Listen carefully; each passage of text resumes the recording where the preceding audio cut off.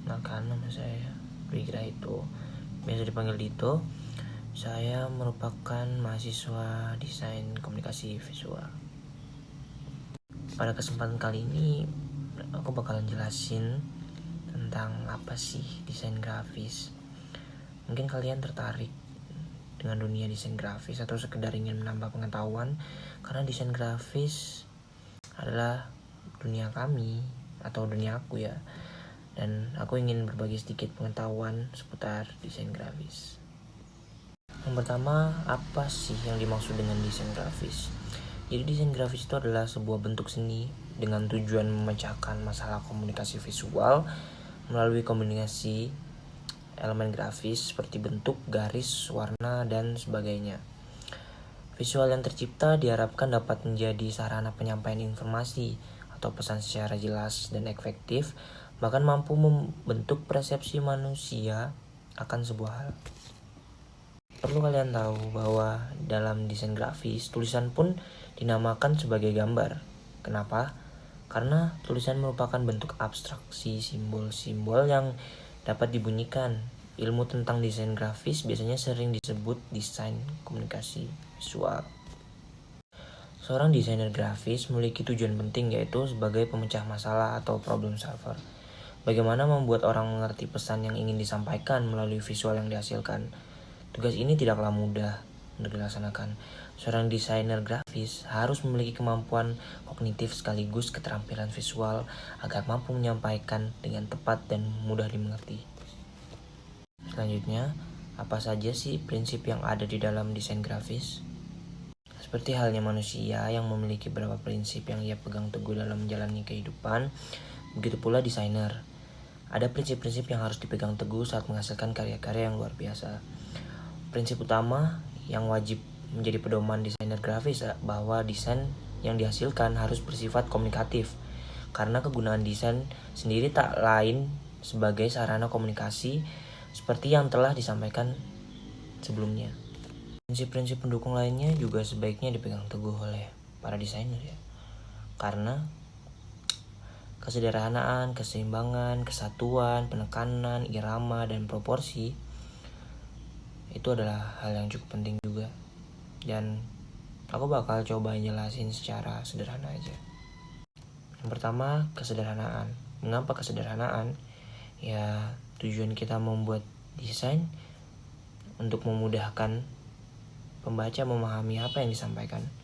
Oleh karena itu, kesederhanaan perlu diingat pada desainer saat melakukan pekerjaannya.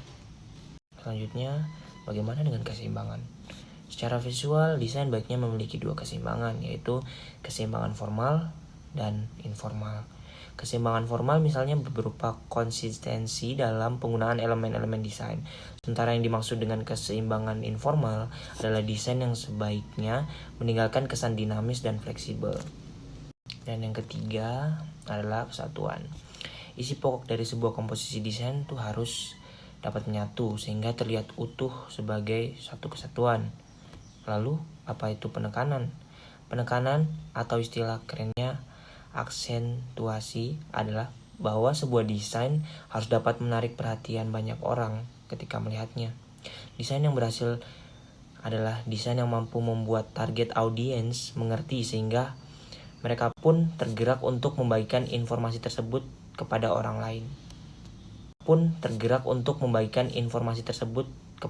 lain.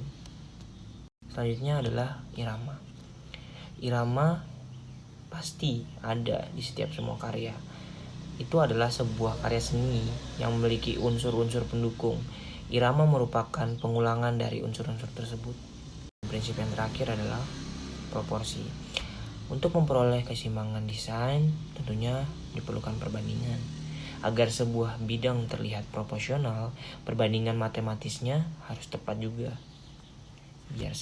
Setelah tadi kita membahas seputar desain grafis, mungkin aku bakalan kasih kalian beberapa situs desain grafis. Yang pertama, Canva. Canva adalah satu situs desain grafis online yang paling populer pada zaman sekarang. Di situs ini terdapat berbagai template yang bisa digunakan. Selain itu, fitur yang tersedia juga bisa dikatakan sangat lengkap ya, mudah dan gampang digunakan untuk pemula. Kamu juga bisa mencari berbagai kategori template di situs ini. Selain itu, template yang sudah dipilih juga mungkin bisa disesuaikan dengan kebutuhan kamu. Baik itu diganti secara gambar, teks, warna, dan lain sebagainya. Banyak juga stok gambar yang disediakan di sana. Kamu juga bisa menggunakan secara cuma-cuma dengan format PDF, JPG, dan PNG. Yang kedua ada Piktochart. Biasanya jika kamu ingin membuat desain grafis untuk poster, situs ini mungkin bakalan lebih cocok. Pada situs desain grafis online ini, jika ada yang tidak sesuai dengan preferensimu, kamu bisa menyesuaikan semua baik dari teks, warna, atau gambar. Piktochart juga menawarkan berbagai gambar yang bisa digunakan secara cuma-cuma. Selain itu, pada situs ini cukup menarik perhatian adalah skema warna. Kamu bisa mengubah skema keseluruhan hanya dengan satu klik. Sayangnya, situs ini memiliki kekurangan di mana kamu hanya bisa menyimpan hasil desainmu secara gratis ke dalam format PNG. Yang ketiga, Poster My Wall. Situs desain grafis online ini hampir sama dengan situs desain sebelumnya. Di dalam situs Poster My Wall tersedia foto stok, dan di dalam situs ini juga memungkinkan kamu menambahkan foto dari Facebook, Google Drive, serta Dropbox. Selain itu, hal ini cukup menarik bahwa situs desain grafis online ini menunjukkan submenu dengan setiap opsi. Hal tersebut membuatmu lebih mudah mengoperasikannya. Menariknya lagi, kamu tidak perlu login agar bisa membuat desain grafis. Yang keempat adalah Krilo. Situs ini juga menawarkan fitur serupa dengan berbagai situs di atas. Kamu juga bisa mengubah gaya teks yang digunakan, font, bahkan warnanya.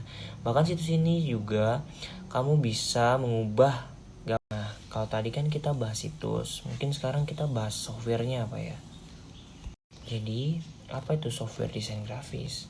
Software desain grafis mengacu pada program atau kumpulan program yang memungkinkan untuk memanipulasi gambar atau model secara visual pada komputer.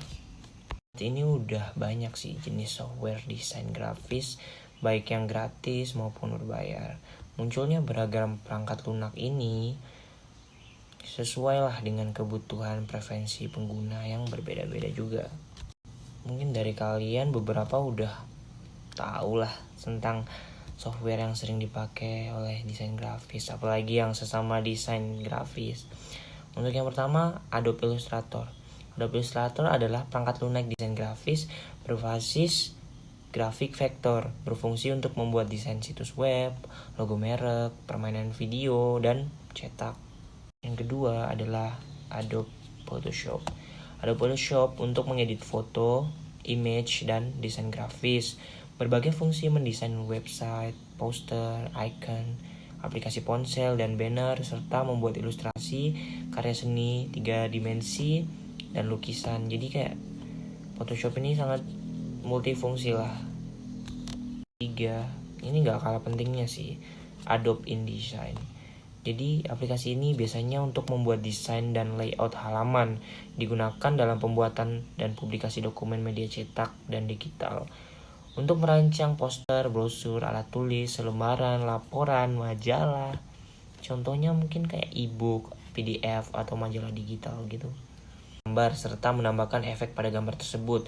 Trello bisa dibilang cukup mirip dengan Canva. Situs ini menyediakan fitur berupa konten premium yang digunakan dengan berbayar. Namun tenang saja, meski begitu, konten gratis yang tersedia cukup banyak seperti foto, stiker, icon, bingkai, dan lain sebagainya. Jadi kalian gak perlu takut. Dan tadi kita udah bahas seputar desain grafis, dari apa sih desain grafis, terus prinsipnya, terus situs-situs yang bisa kalian pakai untuk mendesain, terus software-software yang bisa kalian pakai juga. Jadi dari penjelasan itu mungkin kalian bakal tertarik sama desain grafis atau masih bimbang antara milih ini enggak. Tapi menurut aku ya, desain grafis ini hal yang cukup menarik karena setiap hari itu kita melakukan hal yang berbeda. Enggak ada desain yang sama setiap hari dengan inspirasinya. Mungkin segitu aja penjelasanku tentang desain grafis. Sampai ketemu di lain waktu. Bye-bye.